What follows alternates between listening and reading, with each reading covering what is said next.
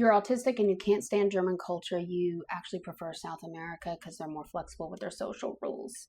I've had the opposite, but that's okay because neurodivergent people are not a monolith. Autistic people aren't a monolith. And South America is a huge place with a bunch of countries. So what I think when I hear this is about monochronic versus polychronic time structures. And coming from a German American family where we're like very obsessed with time, and then moving to Miami to start grad school, that is something that I really struggled with, was how flexible the time was. Because since Miami is like a pocket of the US, it was like this flexible time culture, but my deadlines weren't flexible, if that makes sense. But I actually opened the introduction to my book talking about how I struggled with that and how in a lot of ways I wasn't being culturally appropriate, because I don't want my book on the unwritten rules of work to come from like a lectury I'm perfect point of view, because I'm sure as fuck not.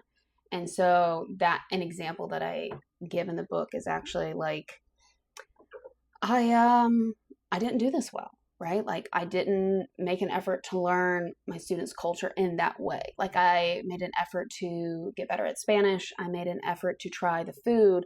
I have been a coffee like asshole ever since. I'm like all on the agua sucia train.